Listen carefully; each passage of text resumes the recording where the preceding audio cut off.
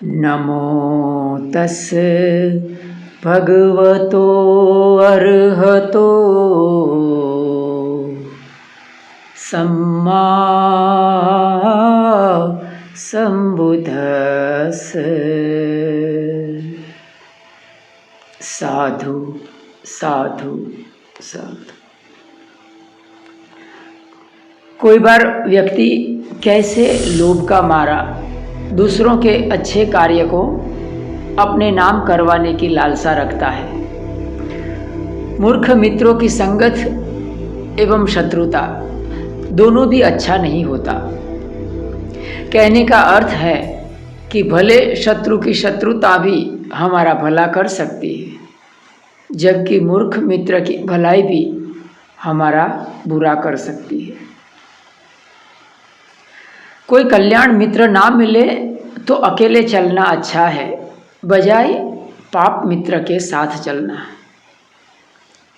इन विषयों को स्पष्ट करने के लिए भगवान बुद्ध के प्रमुख शिष्यों में से एक महाकाश्यप के जीवन की एक घटना दर्शाया गया है। यह आज की धम्मपद की धम्मदेशना का केंद्रस्थ विषय है। धम्मपद की धम्मदेशनाएं दरअसल हमारे जीवन की ही कहानियां हैं। हमारा व्यवहारिक जीवन में आए दिन ऐसा ही घटता रहता है। हम बेहोश होकर ऐसी घटनाओं में शामिल होते रहते हैं।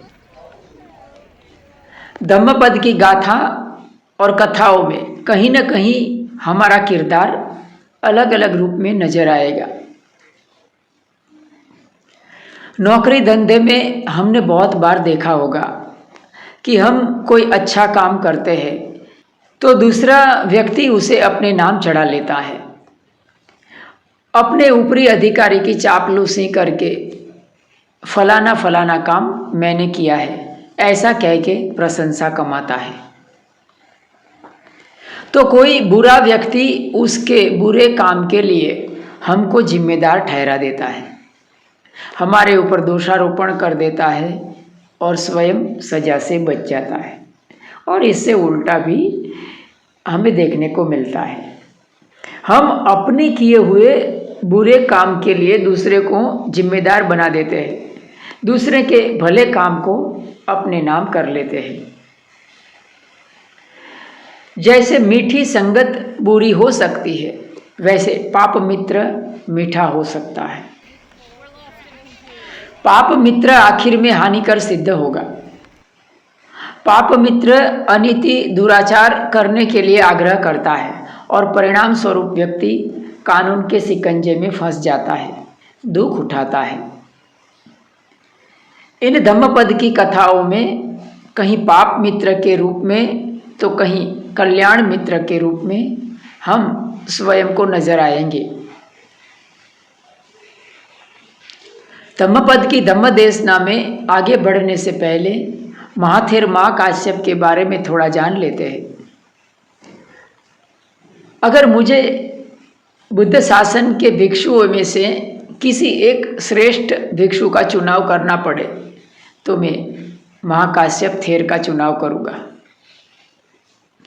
बुद्ध धम्म में आज कहीं पर अनुशासन नजर आता है तो वो महाकाश्यप महाथेर के कारण है।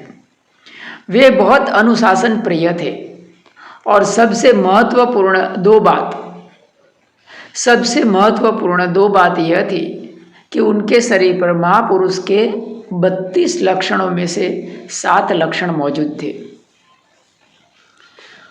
वो इकलौते ऐसे भिक्षु थे जो भगवान बुद्ध के चीवर को अपने बदन पर धारण करने के काबिल थे। भगवान बुद्ध ने उन्हें धृतांगधारियों में अग्रता की पदवी दी थी। देखिए गाथा में क्या कहा है। मम शासने धृतवादानम भिक्षुनम महाकश्यपो अग्गो थेर इति थेरम ठानंतरे ठपेसीति। मेरे शासन में धृतांगधारियों में महाकाश्यप थेर अग्र है। चलिए धम्मपद की धम्मदेशना में हम आगे बढ़ते हैं। अब तक हमने 4 वग्ग के ऊपर धम्मदेशना सुनी है। यमक वग्ग, अपमाद वग्ग, चित्त वग्ग, पुफ वग्ग, और अभी जो चल रहा है वो 5वां वग्ग है, बाल वग्ग। धम्मपद के बाल वग्ग की ये गाथा 2 नंबर की है और ओवरऑल देखा जाए तो 61 नंबर की है। चरम वे नाधि गच्छेय सेयम सदी समत्तनो। चरम वे नाधि गच्छेय सेयम सदी समत्तनो। एकचर्यम दढ़हम कईरा नत्थि बाले सहायता, नत्थि बाले सहायता। अगर सन्मान पर चलते समय मनुष्य को अपने समान या अपने से श्रेष्ठ सहयात्री ना मिले तो उसे दृढ़ता के साथ अकेला ही चलना चाहिए, परंतु किसी भी मूल्य पर उसे मूर्ख का साथ नहीं लेना चाहिए, मूर्ख से मित्रता नहीं करनी चाहिए। साधु साधु साधु। एक समय महाकाश्यप थेर पिपली गुफा में रह रहे थे। उनके 2 शिष्य उनकी सेवा किया करते थे। महाकाश्यप थेर बहुत ही पहुंचे हुए ज्ञानी भिक्षु थे। उनके शिष्यों में से एक गुरु की पूरी तन्मयता से सेवा करता था तो दूसरा आलसी था। वो स्वयं सेवा क्या करे, आज्ञाकारी शिष्य के द्वारा किए गए कार्य को वो अपना ही कार्य बता देता था। जैसे कि अगर पहला शिष्य माथेर के मुंह धोने के लिए, दातुन के लिए पानी इत्यादि रख देता था, तो दूसरा शिष्य आकर स्थविर के पास जाकर कहता था कि दातुन आदि के लिए मैंने पानी रख दिया है, कृपया आप चलकर अपना कार्य निपटा लें। आज्ञाकारी शिष्य को जब यह पता चला तो उसे अच्छा नहीं लगा। उसने कुछ ऐसा किया कि स्थविर को पता चल गया कि दूसरा शिष्य आलसी था। इससे आलसी शिष्य नाराज हो गया। महाकाश्यप ने उस कर्तव्य बोधहीन भिक्षु को भिक्षु के आचरण के विषय में समझाने की चेष्टा की तो वो गुस्से हो गया और अंदर ही अंदर प्रतिशोध की ज्वाला धधकने लगी।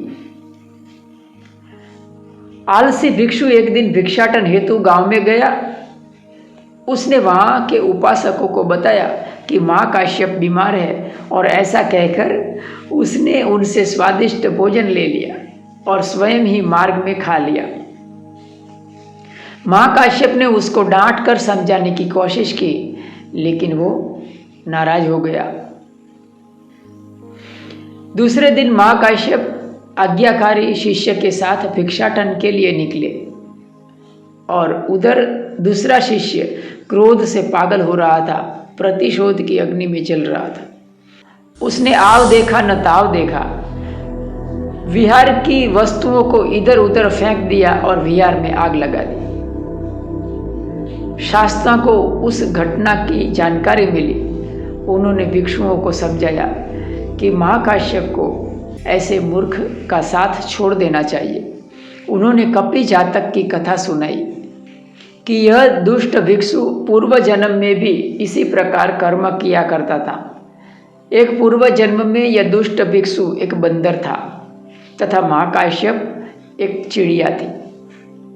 उस समय भी चिड़िया से उपदेश सुनकर वानर रूप में वो क्रोधित हो गया था तथा उसने चिड़िया का घोंसला उजाड़ दिया था और भाग गया था। ऐसे दुष्ट व्यक्ति का संग त्याग देना चाहिए।